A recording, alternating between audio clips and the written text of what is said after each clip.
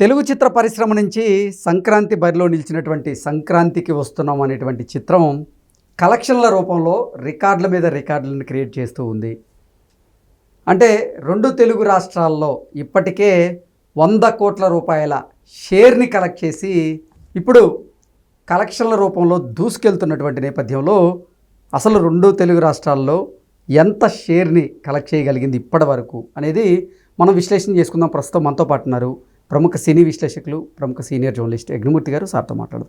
Sir నమస్తే. Sir నమస్తే కృష్ణ. సంక్రాంతికి వస్తున్నాం అనేటువంటి చిత్రం సంక్రాంతి బరిలో నిలిచి విజయం సాధించి కలెక్షన్ల పరంగా రికార్డుల మీద రికార్డులు క్రియేట్ చేస్తుంది. కేవలం రెండు తెలుగు రాష్ట్రాల్లోనే 100 కోట్లకు పైగా షేర్ని కలెక్ట్ చేయగలిగింది.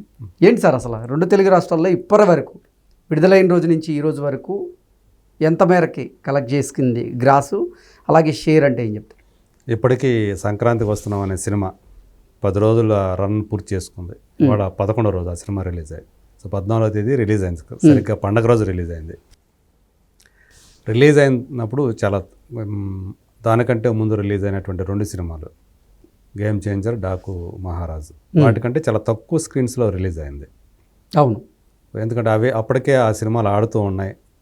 దీనికి ముందే ఏదైతే అగ్రిమెంట్లు, ప్రతిదానికి అగ్రిమెంట్లు ఉంటాయి, ఆ అగ్రిమెంట్ ప్రకారమే దానికి కొన్ని స్క్రీన్స్ వచ్చాయి. తర్వాత వారం గడిచిన తర్వాత దానికి స్క్రీన్ కౌంట్ పెరిగింది. ఎందుకంటే మిగతా 2 సినిమాలకు సంబంధించినటువంటి, ప్రధానంగా గేమ్ చేంజర్ సంబంధించినటువంటి స్క్రీన్స్ కొన్ని యాడ్ అవ్వటం, ఇవన్నీ దానివల్ల కంటిన్యూగా ఇది సరిపోక ఈ థియేటర్లకి ఇంకా సినిమాకి వెళ్ళిపోవాలి, ఏదో ఒక సినిమాకి వెళ్ళాలి అన్న మూడ్లో ఉన్నవాళ్ళు వాళ్ళ ఫస్ట్ ప్రయారిటీ సంక్రాంతికి వస్తున్నాం. అక్కడికి వెళ్ళేటప్పటికి అది హౌస్ఫుల్ అయిపోవటం వల్ల అప్పుడు గేమ్ చేంజర్కో లేకపోతే డాకు మహారాజుకో వెళ్ళారు. అట్లా వాటికి కూడా కాస్త కలెక్షన్స్ వచ్చాయి అనేది కొంతమంది చెప్తున్నట్టు మాట, ట్రేడ్ సర్కిల్స్ వాళ్ళు. అంటే అంతగా సంక్రాంతికి వస్తున్నాం అనే సినిమా జనాల్లోకి వెళ్ళింది. మనకు విక్టరీ వెంకటేష్ ఎంటర్టైన్మెంట్ని అంటే కామెడీని ఎలా పండిస్తాడో మనం చాలా సినిమాలో చూసాం. అప్పటి సుందరకాండ దగ్గర నుంచి కానివ్వండి, ఒక ఇంట్లో ఇల్లాలు వంటింట్లో ప్రియురాలు సినిమాకి కానివ్వండి, అలాగే అనేక సినిమాలు, అలాగే ఈ మధ్య కాలంలో చూసుకుంటే F2, F3 కానివ్వండి, ఎంతగా నవ్వించాడో మనం చూసాం. అంటే అప్పట్లతో పోల్చుకుంటే ఇప్పుడు ఆయన డైలాగ్ చెప్పే తీరులో కూడా చాలా మార్పు వచ్చేసింది. ఎలా ఎక్కడ విరిచి చెప్పాలో డైలాగ్ని ఇప్పుడు ఆయనకు బాగా మంచి పరిణతి సాధించాడు కాబట్టి ఇంకా చాలా బెటర్గా ఆ డైలాగ్స్ని ఆయన చెప్పే విధానం ఇప్పుడు విపరీతంగా నవ్వించిందని చెప్పాలి. అట్లాగే ఇప్పుడు సంక్రాంతికి వస్తున్నాం అనే సినిమా, సో అది నిజంగా ట్రేడ్ వర్గాల వాళ్ళు కూడా చాలా ఆశ్చర్యానికి గురవుతున్నారు.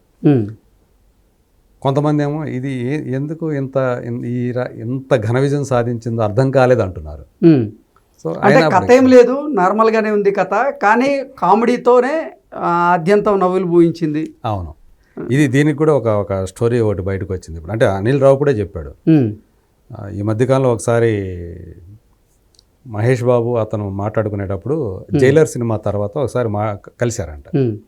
కలిసినప్పుడు ఇప్పుడు జైలర్ తరహా ఇప్పుడు నీకు బాగా పట్టు ఉన్న ఏరియా కామెడీ, అదే జైలర్లో తరహాలో ఒక క్రైమ్ ఎలిమెంట్ని నువ్వు గనక మేళవించి తీస్తే అది బాగుంటుంది అనిల్ అని చెప్పేసి మహేష్ ఒక సలహా ఇచ్చాడంట.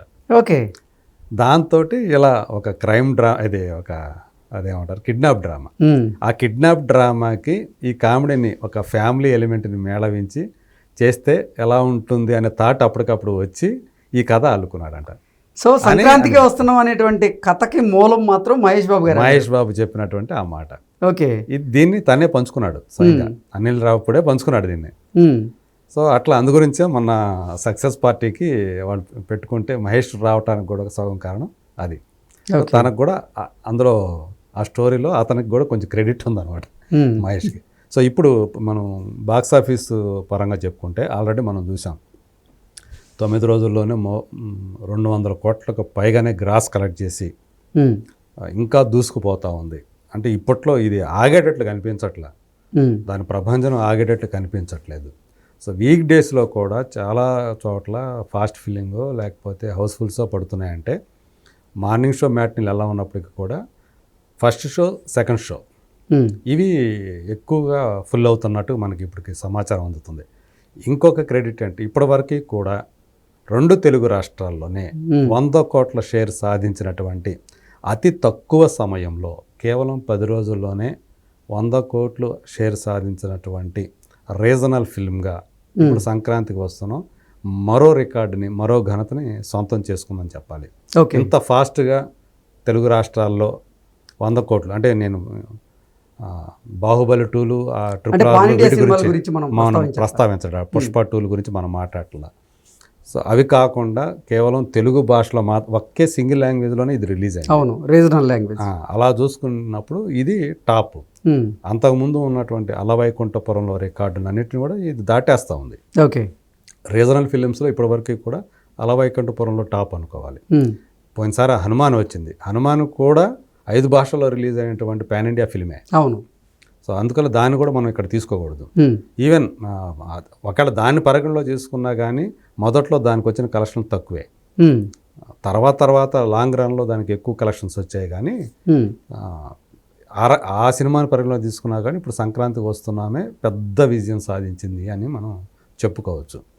సో ఇప్పుడు ఇది ఎక్కడ దాకా వెళుతుంది? ఇప్పుడు 100 కోట్లు అయింది. ఆంధ్ర తెలంగాణలో రెండు రాష్ట్రాలు కలుపుకొని ఓవరాల్గా చూసుకుంటే 120 crores షేర్ దాటేసింది. గ్రాస్ పరంగా చూసుకుంటే వాళ్ళు ఆల్రెడీ నిన్నటినే 9 రోజులకే 230 కోట్లు అని వేసుకున్నారు. సో మనకు వచ్చినది అయితే 201 కోటి అంత వచ్చినట్టుగా మన ట్రేడ్ సర్కిల్ వాళ్ళు చెప్తున్నటువంటి మాట. అంటే ఇక్కడ ఒకటి తేడా ఉంది. ఇంక్లూడింగ్ జిఎస్టీ, ఎక్స్క్లూడింగ్ జిఎస్టీ అని మాట్లాడుతున్నారు. అవి కొంచెం టిపికల్. ఎందుకంటే ఇక్కడ ఇండియాలో ఉన్నదానికి జిఎస్టీ వర్తిస్తుంది, ఓవర్సీస్లో జిఎస్టీ ఉండదు. సో కాబట్టి అది వచ్చేటప్పటికి మనకి ఎక్స్క్లూడింగ్గానే మనకు వస్తుంది.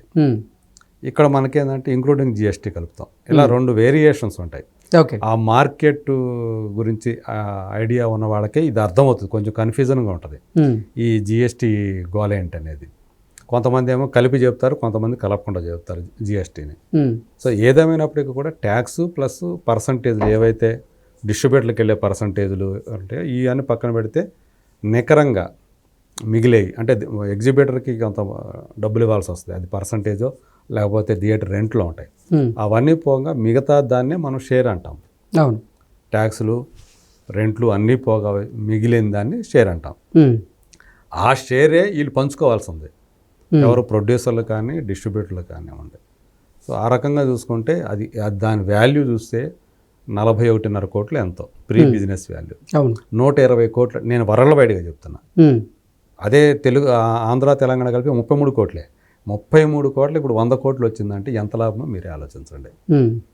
అంటే 33% మాత్రమే 100 కోట్లు అనుకుంటే 33 అంటే 33% అంటే 67% మోర్ దాన్ వాళ్ళకి ప్రాఫిట్. అంటే 167%.